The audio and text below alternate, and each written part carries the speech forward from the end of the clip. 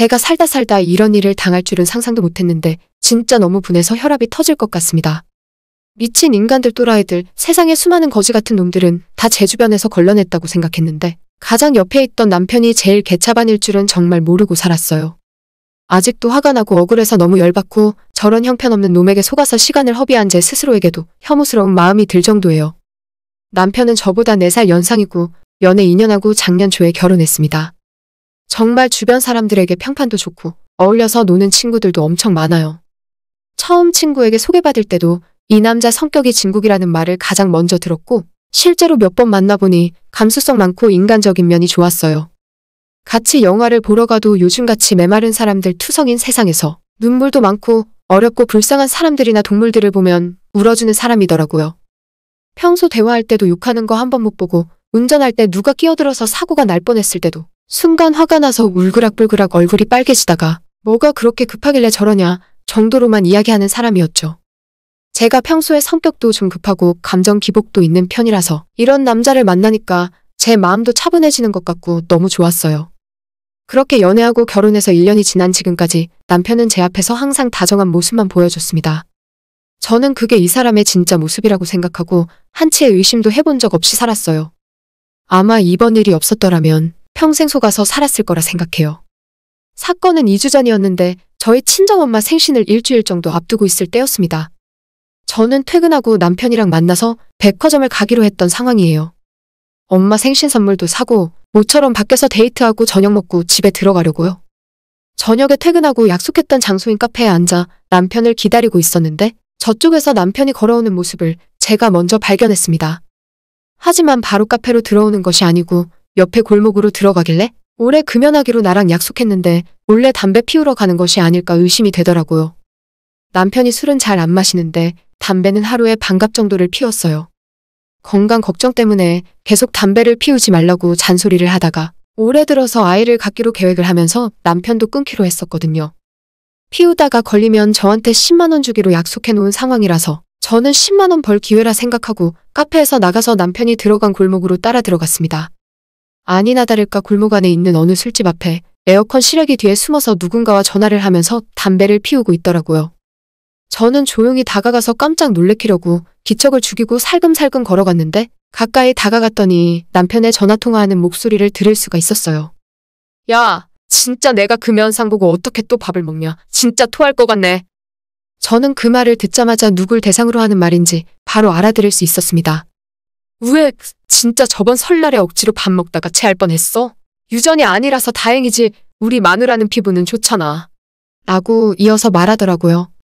저는 진짜 그 순간 너무 충격이 커서 그 자리에 주저앉을 뻔했습니다. 저희 친정엄마가 어릴 때 시골에서 사셨는데 그때 몸도 약하고 많이 아프셨어요. 시골에서 병원 한 번 가기가 힘드니까 동네에서 민간요법으로 치료하고 한약 지어다 먹고 하셨는데 그 부작용인지 얼굴에 열꽃이 피었다가 지면서 약간 공포 자국 같은 게 있어요.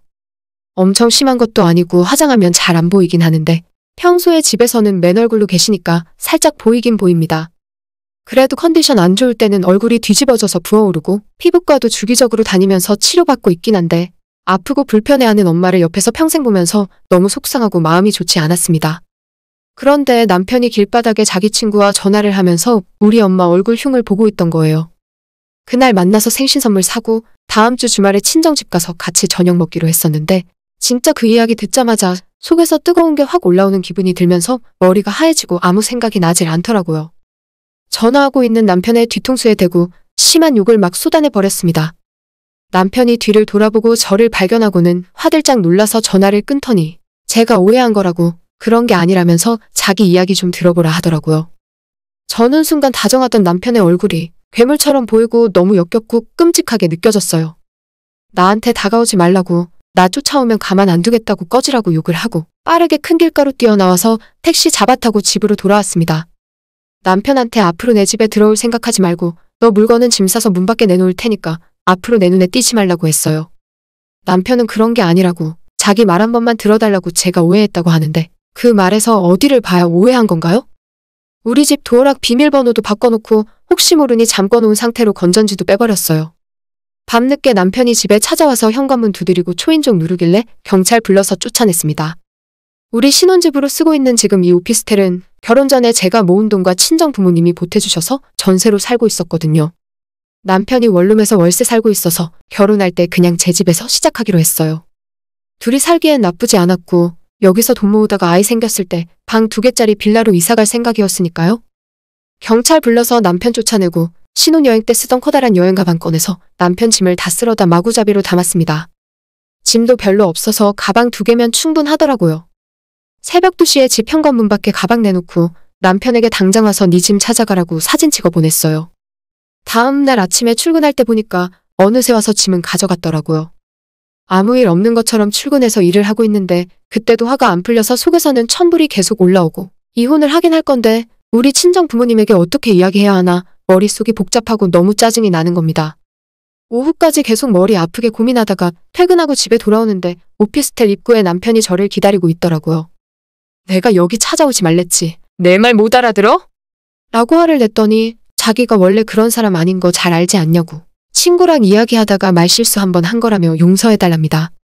제 앞에서 무릎까지 꿇고 눈물 흘리며 싹싹 피는데 그 모습이 하나도 불쌍해 보이지 않고 오히려 더 가증스럽게 느껴졌어요. 어제 한 손에는 담배를 들고 자기 친구랑 낄낄거리면서 우리 엄마 욕하던 모습이 자꾸 떠올라서 난 절대 그냥 넘어갈 생각 없고 너희 부모랑 주변 사람들에게도 다 이야기할 거고 단순히 이혼하는 걸로 끝낼 생각 없으니 각오 단단히 하라고 이야기했죠. 제 앞에서 무릎 꿇고 있는 남편을 무시하고 집으로 올라왔더니 이젠 진짜로 이혼 절차를 밟아야겠다는 생각이 들더라고요. 친정에 전화 걸어서 남편이랑 성격 차이로 이혼하겠다, 도저히 못 살겠다고 이야기했고 부모님이 무슨 일이냐고 많이 걱정하셨지만 별일 아니니 걱정 안 하셔도 된다고 말씀드렸어요. 친정 부모님 전화 끊고 나서 시어머니한테 전화해서 다짜고짜 어머님네 아들이랑 이혼할 거라고 그동안 감사했다고 단도직입적으로 이야기했어요. 어머님이 놀라셔서 왜 그러냐고 너희들 싸웠냐고 물어보시길래 전날 있었던 일들을 하나도 빠뜨리지 않고 그대로 다 말씀드렸어요. 되먹지 못한 어머님네 아들이 앞에서는 착한 사람인 척하고 뒤에서는 이런 말을 하고 다닌다고요. 자기 부모 욕하는 사람이랑 어떻게 결혼 생활 계속할 수 있겠냐고 그만할 거라고 했더니 어머님이 자기가 잘못 키워서 그렇다고 미안하다 사과하시더라고요. 시어머니가 본인이 사과할 테니까 한 번만 용서하고 기회를 달라고 하시길래 이건 입장을 바꿔놓고 생각해도 용서 못하실 거라 말씀드리고 저도 결혼 생활 오래 못해서 죄송하다 말씀드리고 전화를 끊었습니다. 그 뒤로도 제가 연락처를 알고 있고 우리 결혼을 축하해줬던 남편의 모든 지인들에게 다 연락을 해서 이런 이유로 남편이랑 이혼하게 되었다고 결혼 축하해줬는데 오래 못 살아서 미안하다고 이야기했습니다. 그중에는 남편의 직장 상사도 있었고 저희 주례를 봐주신 남편의 대학교 교수님도 있었죠.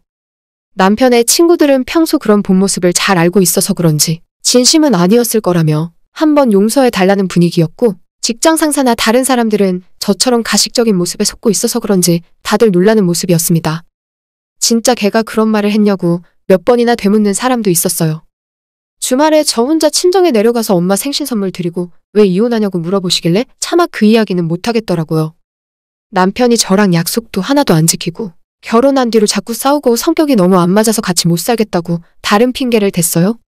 엄마 아빠는 평소 남편의 예의 바른 모습만 기억하고 있으니 그래도 좀 서로 맞춰가면서 살지 라고 하시는데 이렇게 친정 부모님까지 완벽하게 속이고 있던 남편놈이 더 싫어졌어요. 그 뒤로도 몇 번이나 제게 찾아오고 용서해달라고 남편이 빌었지만 변명 들어줄 생각도 전혀 없었고 그냥 그대로 이혼하고 이제는 남이 되어버렸습니다. 아직 우리 엄마에겐 남편이 했던 말을 사실대로 이야기 못했어요. 그걸 알게 되신다면 엄청 마음 아파하실 거고 본인 때문에 딸이 이혼했다고 자책하실 것 같아서 앞으로도 계속 비밀로 남겨둘 생각입니다. 지금도 그날만 생각하면 가만히 있다가도 눈앞이 시뻘겋게 달아오르는 기분이고 만약 옆에 있다면 가만 안 놔뒀을 것 같아요. 이혼하길 정말 잘했지 용서하고 넘어갔다가 제 손으로 그놈을 어떻게 했을지도 모르겠네요. 제가 알기로는 전 남편의 그 더러운 가면이 벗겨지고 회사나 주변 사람들에게 인간 쓰레기로 소문이 났다고 하는데 이제 시작이고 앞으로도 인생 살면서 전 남편을 아는 사람을 만나게 된다면 주저없이 그 자식의 본 모습을 이야기해 줄 겁니다. 어차피 같은 업계에서 일하고 있고 이 바닥 좁으니 한 달이 건너면 다 아는 사람이거든요. 평생 속고 살 뻔했는데 그렇게나마 본 모습을 드러내줘서 어찌 보면 다행이네요. 오늘의 제 이야기는 여기까지입니다. 끝까지 들어주셔서 정말 감사드려요. 다들 행복하시고 좋은 하루 보내시길 바랍니다.